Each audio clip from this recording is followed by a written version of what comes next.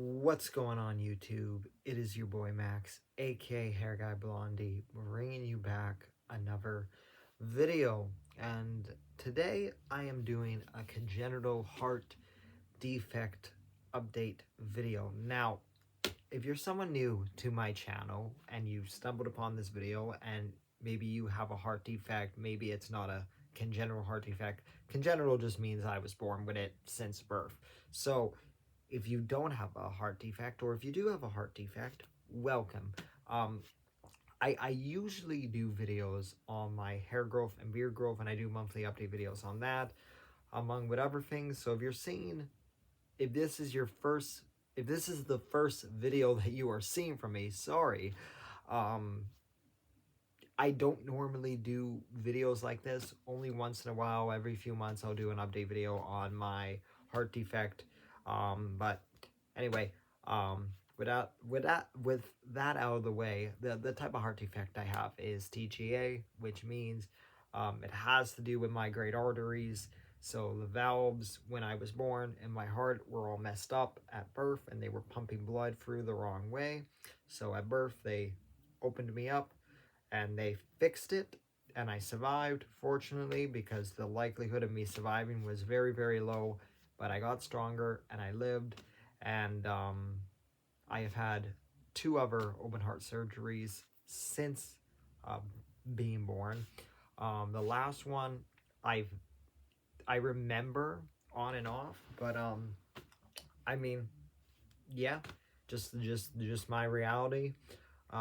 So if you're a returning viewer, you obviously know this because I have done videos on this before in the past, but for all the new viewers out there, welcome.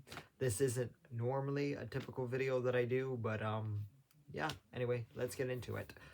So I've been talking, well, before I get to that, the last few months, I would even say 4, 5, 6 months, I've been feeling my heart just randomly, sporadically having this palpitation where it's kind of going in and then out, in and out of rhythm, and feeling this kind of just, it's almost like my heart is kind of like skipping a beat, or I'm feeling it going in and out of rhythm, and it's been really concerning.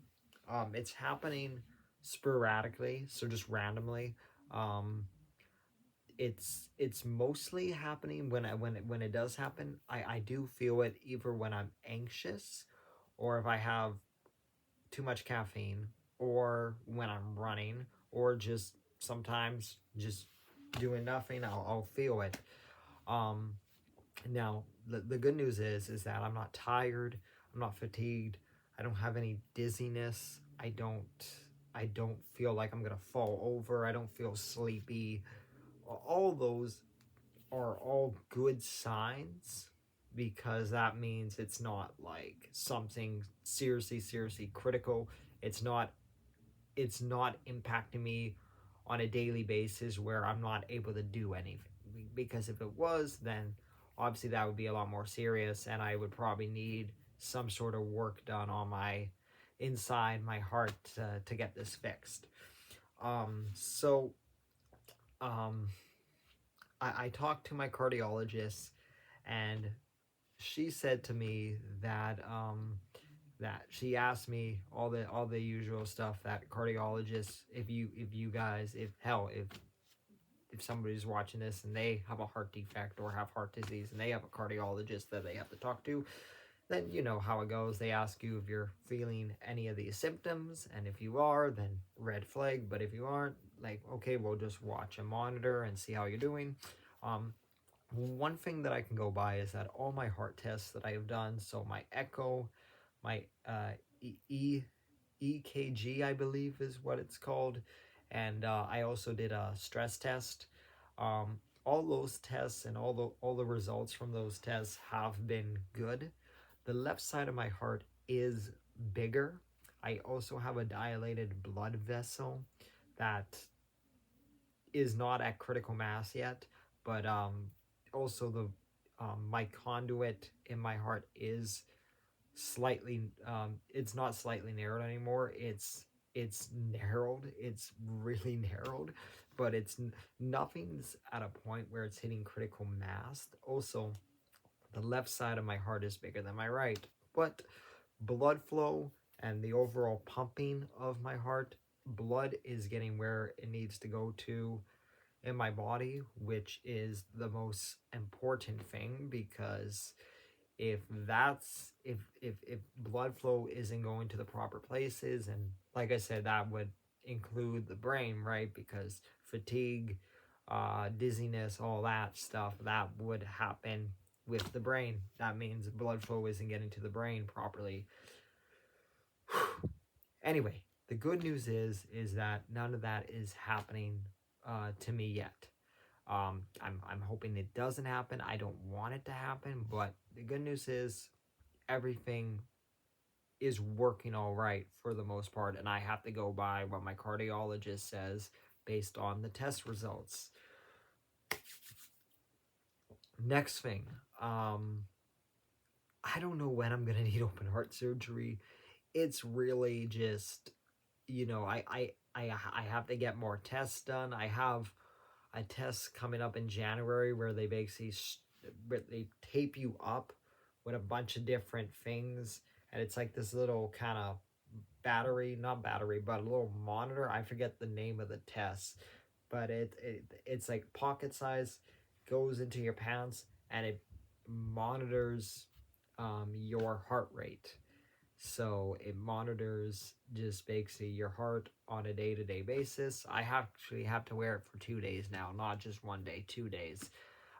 So that's happening in January. So I do have a heart test coming up, which is good. I think I also have another MRI coming up and another echo. So we'll see what those things. We'll see what those results say by the time I do the test and I get the results back and I meet with my cardiologist. But so far, everything's all right. Everything is okay for the most part now.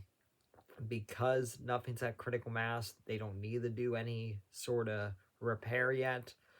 But I guess what worries me the most is that eventually, one of these days, I'm going to wake up. I don't think it's going to be tomorrow. I don't think it's going to be next week or next month. But eventually, it's going to get to a point where everything's going to get to critical mass, and it's going to be hard for me to go about my day-to-day life, and that's when I'm gonna need to have a repair done. So I'm a little bit nervous. I'm shaking a little bit with the fact that I'm gonna need another repair soon. But yeah, it is what it is. I'm fortunate that I wake up each day and I'm still able to go to work. I'm still able to do my daily tasks, and it's not critical yet. But yeah, just wanted to come on here and make a video about this. So if you can relate, and if you have a heart defect, and if you're a new viewer, or you have some sort of heart disease or heart problem,